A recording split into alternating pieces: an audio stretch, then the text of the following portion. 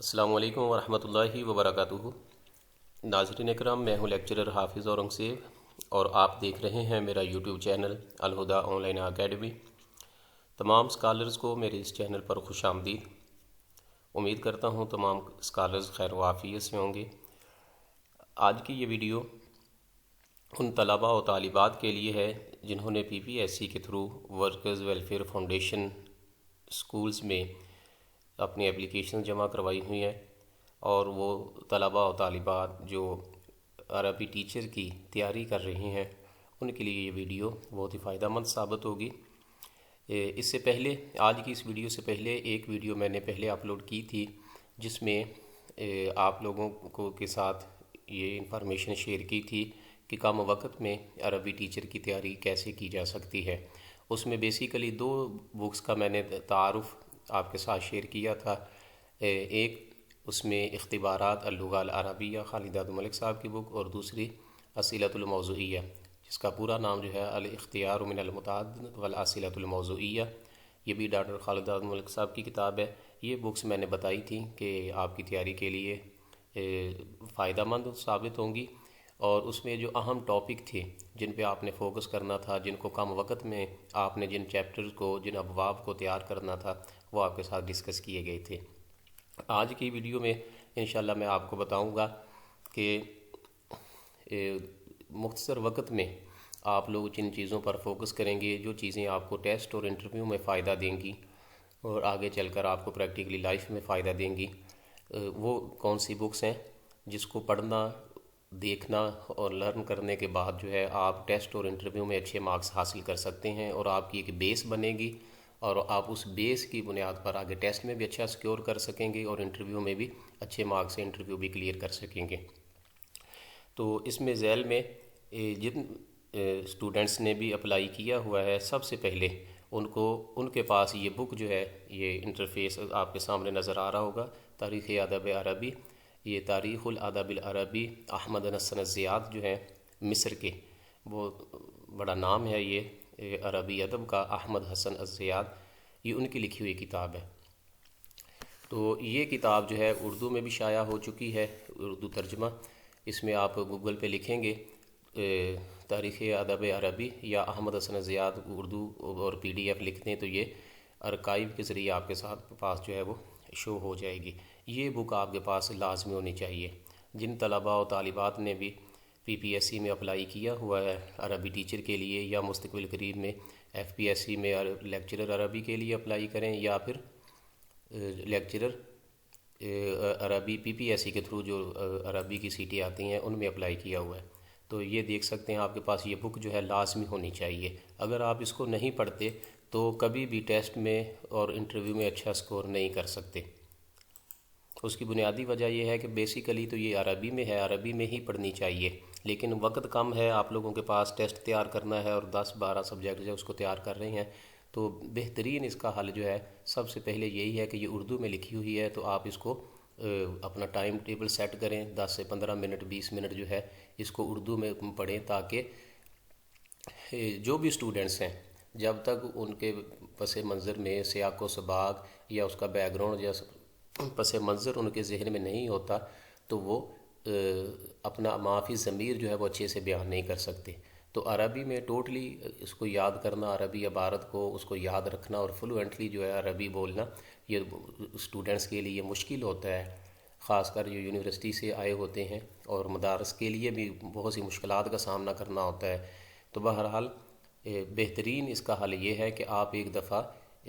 عربی ادب کو اردو میں ایک دفعہ پڑھیں، تاکہ آپ کے ذہن میں یہ چیزیں جو ہے نقش ہو جائیں۔ شعراء کے نام ہیں، ادباء کے نام ہیں، حکماء کے نام ہیں، اور زمانہ وائز جو ہے یہ چیزیں جو ہے ڈسکس کی ہوتی ہیں۔ اس میں دیکھ لیجئے آپ سب سے پہلے جو ہے مقدمہ زبان کا ادب، ادب کی تاریخ، تاریخ ادب کا فائدہ وغیرہ، تاریخ ادب کی تقسیم جو ہے، پھر اس کے بعد مشہور قبائل جو ہیں عرب کے، کن میں تقسیم کیا گیا، ان کی سیاسی اور اجتماعی فکری جو حالات ہیں وہ کیسے تھے،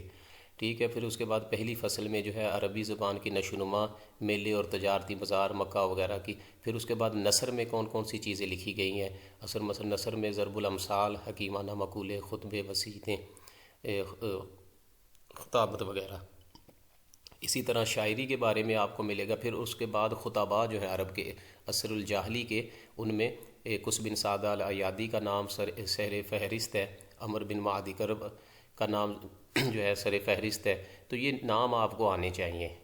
کہ جاہلی دور کے جو خطباء ہیں ان کے مشہور نام کیا تھے، کیا کیا ان کا نام تھا. قص بن سعدہ الایادی ہے. اب کوئی آپ کے پاس اگر کوئی ایم سی کیوز آ جاتا ہے قص بن سعدہ الایادی کے بارے میں، یا سب سے بھی پہلے یہی پوچھا جاتا ہے کہ اما بعد کا لفظ جو ہے اپنا کس نے اپنے خطبے میں سب سے پہلے جو ہے وہ بیان کیا تھا، تو یہ قص بن سعدہ الایادی ہے جس نے اپنے خطبے میں اما بعد کا لفظ استعمال کیا تھا. تو اب آپ کو نہیں پتہ، یا جس نے وہ اس کا نہیں نام سنا ہوا، تو اس کو جب وہ اس کی حالات زندگی پڑھے گا تو قص بن سعدہ الایادی کے بارے میں آپ سارا ایک دفعہ پڑھ لیں، تاکہ جہاں کہیں بھی اس کے ریلیٹڈ ایم سی کیوز آئے گا، اگر آپ نے اردو میں بھی ایک دفعہ چیز کو ڈسکس کیا ہوا ہے، پڑھا ہوا ہے، تو یہ چیز آپ کو فائدہ مند دے گی. عربی میں آپ فوراً پڑھ کے اس کو جان جائیں گے کہ یہ فلاں ہے. اس کے بعد اسی طرح شاعری کی بات ہو رہی ہے، شاعری کی تعریف، شاعری ادب. پھر اس کے بعد جو شاعری کے امتیازات ہیں، خصوصیات ہیں، وہ بھی آپ کو اس میں مل جائیں گے. انٹرویو میں اس طرح کی چیزیں پوچھی جاتی ہیں. پھر اس کے بعد صاحب المعلقات جو ہیں، المعلقات السبع جو ہیں، ان کے امراء القیس کے اشعار، نابغہ زبیانی ہے، اور اسی طرح دوسرے زہیر بن ابی سلمہ. تو ان کے حالات زندگی اوورآل کہہ لیں کہ جاہلی دور کے ادب سے لے کر، شاعری سے لے کر، ادب جو ہے دونوں چیزوں پر مشتمل ہوتا ہے. یا تو وہ اپنا شاعری ہوگی، نثر ہوگی، یا شاعری ہوگی. نثر میں کون سی چیزیں ہیں، شاعری میں کون سی چیزیں ہیں. تو اسی طرح پھر عصر الاسلامی آتا ہے، اس میں قرآن پاک ہے، احادیث ہیں، اس کا اسلوب ہے، اعجاز قرآن ہے. تو اسی طرح طبقات آ جائیں گے. تو ان کو آپ جو ہے اچھے طریقے سے، یہ ساری چیزیں آپ کو فہرست میں مل جائیں گی. تو اختل فرزدق، جریر اور ترما بن حکیم. تو اسی طرح جو ہے یہ آپ کو نام ملیں گے. اموی دور کے جو شعراء تھے ان کے ملیں گے. عصر الاسلام کے نام ملیں گے. اس کے بعد جو ہے زمانہ جو ہے عصر عباسی کے شعراء، ان کے ادباء کے نام، ان کے کارنامے، ان کی کتب کا تعارف وغیرہ، کیا کیا خصوصیات تھی ان کے ادب کی. عصر اموی میں شاعری کی کیا خصوصیات تھی، عصر عباسی میں کیا خصوصیات تھی، یہ ساری چیزیں جو ہے آپ کو ملیں گی، ان کے موضوع وغیرہ جو ہے. اس کے بعد حدیث کے حوالہ سے اور تاریخ کے حوالہ سے جو ہے، اور علوم شریعت کے حوالہ سے جو چیزیں آپ کو جو ہے ملیں گی. اور اینڈ تک جو ہے یہ تقریباً آلموسٹ جو ہے یہ نصیر الدین چراغ دہلوی اور ہندوستان کی جو شاعری ہے، اس میں کہہ لیں کہ ادب العربی فی شبہ القارہ کا جو پیپر ہے، اینڈ والے جو 600 تقریباً 81 نمبر صفحہ سے لے کر 685 نمبر تک جو ہے، اس میں امیر خسرو، نصیر الدین چراغ دہلوی رحمہ اللہ، قاضی عبد المقتدر شرعی، اور شاہ احمد محمد بن عبدالعزیز، اور سید عبدالجلیل غلام علی آزاد بلگرامی. تو ان کے نام بھی آپ کو اس کتاب میں، ان کے حوالات زندگی، ان کی شاعری جو ہے ملے گی. تو اوورآل جب آپ کے پاس کوئی بھی ایم سی کیوز آتا ہے، جو بھی اسٹوڈنٹس پڑھ رہے ہیں، اگر وہ غلام علی آزاد بلگرامی کے حوالے سے آ گیا ہے، یا نصیر الدین چراغ دہلوی کے بارے میں، یا امیر خسرو کے بارے میں اگر کوئی چیز پوچھی جاتی ہے ادب العربی فی شبہ القارہ کے طور پر، تو آپ اس کو جیسے ویکیپیڈیا کا کام آپ کو دے گی یہ بک. تو آپ فوراً آئیں، اس کی فہرست دیکھیں، اس میں دیکھیں کہ اس کی حالات زندگی کس جگہ لکھے ہوئے ہیں. تو وہاں سے ایک دفعہ اس کو ساری اس کی ہسٹری کو جو اسٹڈی کر لیں آپ لوگ. اسی طرح جیسے ہم نے بات کی ہے کہ الاغانی، ابو الفرج اصفہانی، اور الاغانی کا تعارف ہے. سیبوئی کا نام ہے، تو سیبوئی کا معنی سیبوئی، یہ مثلا اسئلۃ الموضوعیہ میں آپ کو اس کا ایم سی کیوز ملے گا کہ سیبوئی کا معنی کیا ہے. تو آپ کو اب اس کا معنی ہے راحت التفاح، سیب کی خوشبو یا رنگت، اس پہ بولا جاتا ہے. تو سیبوئی کا آپ ادھر آئیں، اس بک سے آپ اس کا نام، اس کی حالات زندگی، اس نے کون سی کتابیں لکھی ہیں. تو الکتاب اس کی مشہور کتاب ہے. کیوں اس کو یہ نام دیا گیا، کس موضوع پر ہے، صرف پر ہے، نحو کے بارے میں ہے، یا علم البلاغہ کی کتاب ہے، کون سی کتاب ہے یہ. تو یہ سارا تعارف آپ اس کو ایک دفعہ جو ہے اچھے سے پڑھ لیں. پھر کہیں بھی اس کا کوئی ایم سی کیوز اس کے ریلیٹڈ آئے گا تو فوراً آپ کا ذہن اس پہ آئے گا. یہ بک آپ کے پاس ہونی چاہیے. جیسے میں نے بتا دیا، اس کے بغیر آپ کو چارہ نہیں ہے کہ اگر آپ کہیں کہ میں صرف ایم سی کیوز رٹے جو ہے وہ چلا جاؤں، تو کسی نہ کسی جگہ جا کر آپ جو ہے وہ غلطی کریں گے. تو یہ ٹیسٹ اور انٹرویو کے حوالہ سے بہترین بک ہے. تو دوسری چیز کہ اگر اس کے بعد اگر دوسری بک کی بات کی جائے تو یہ ڈاکٹر خورشید رضوی صاحب کی کتاب ہے، پنجاب یونیورسٹی کے کا بہت بڑا نام ہے، اور عربی ادب قبل از اسلام، ڈاکٹر خورشید رضوی صاحب کا، یہ بھی اسٹوڈنٹس کے پاس ہونی چاہیے، اور ویسے بھی پتہ ہونا چاہیے کہ عربی ادب قبل از اسلام جو ہے کس نے لکھی ہے، اور جیسے تاریخ الادب العربی احمد حسن زیاد کی ہے، یہ بھی پوچھا جا سکتا ہے MCQs وغیرہ میں۔ تو اس کے بعد یہ بھی اردو میں بک ہے، اگر کسی کے پاس نہ ہو، کسی کو نہ مل رہی ہو، ویسے یہ معرفت.com سے ڈاؤن لوڈ کر سکتے ہیں، یہ لکھا بھی ہوا ہے نیچے معرفت.com، www.marfat.com لکھیں گے، یہ اس بک کا نام لکھیں تو آ جائے گی، اس کو ڈاؤن لوڈ کر سکتے ہیں۔ اس میں بھی اس کا ایک اپنا خاصہ اور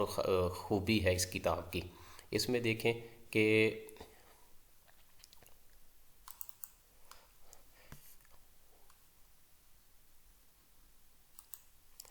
کہ اقوام والسینہ سامیہ میں عرب قوم اور عربی زبان کی حیثیت، اور سامی قومیں اور زبانیں، وجہ تسمیہ، سامیوں کا اصل وطن کون تھا، اور سامی زبانوں کی جڑ، عربی نمائندہ سامی زبان۔ اس کے بعد جغرافیائی خد و خال ہیں، اس پر تو آپ اتنا نہ فوکس کریں تو کوئی بات نہیں ہے، لیکن اس کے بعد عرب کی جو ہے وہ تاریخ بیان کی گئی ہے، نباتاتی و حیوانی زندگی کے بارے میں، کہ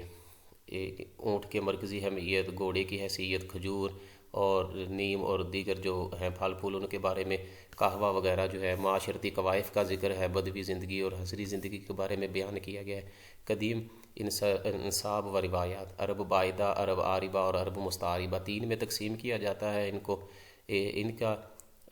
جو ہے وہ ذکر، ابرا کا ذکر، اور اس کی جو تاریخ ہے، ہسٹری، ہیرا اور غسان اور کندہ کے جو نام ہے، ان کے قبائل تھے، تو یہ آپ کو ملیں گے۔ عرب مستعربہ کا تعارف ملے گا، ایام العرب، حرب بسوس وغیرہ۔ تو اس کے بعد اگر آپ آئیں، اس میں جو چیز اہم ہے وہ میں آپ کے ساتھ ڈسکس کرنے والا ہوں۔ ہاں، یہ دیکھیے گا کہ عربی زبان کی امتیازی خصوصیات، یہ ٹاپک اہم ہے کہ شمالی عرب زیر بحث ہے، قبائلی لہجوں اور ذخیرہ الفاظ میں کیا فرق تھا، عربی کی وسعت، نظام اعراب، دقت تعبیر، کثرت مترادفات و معانی وغیرہ، ازداد، ان کی جو عربوں کا ذہنی میلان کس کی طرف تھا، اس حوالہ سے دور جاہلیت کا ادبی سرمایہ، نثر آ جائے گی، جیسے کہ ہم نے اس میں ذکر کیا ہے، قص بن سعدہ کا اقسم بن سیفی ہے، جانوروں کی کہانیاں، سجا، ایام العرب وغیرہ، شاعری ہے، شاعری کے مختلف جو اصطلاحات ہیں، مختلف جیسے کہ لغوی اور اصطلاحی مفہوم، رجز، قصیدہ، عربی شاعری کا آغاز کہاں سے ہوا، گنائی شاعری کون سی ہے، تو یہ ساری چیزیں، طبقات الشعراء، اشعار الشعراء کون سے ہیں۔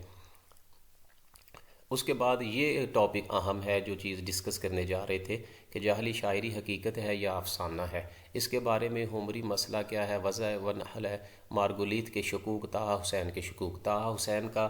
بہت بڑا نام ہے، عمید الادب العربی ہے، اور بہت بڑا نام ہے اس کا عربی ادب کا اثر حدیث میں، لیکن طه حسین نے جو ہے عربی ادب اور اس کی شاعری پر جو ہے شکوک کا اظہار کیا ہے، مارگولیت سے کہ اس کے کیا شکوک تھے، تو اس بارے میں جو ہے آیا کہ اکثر انٹرویو میں، یہ 2017 کا آئی تھنک انٹرویو تھا، اس میں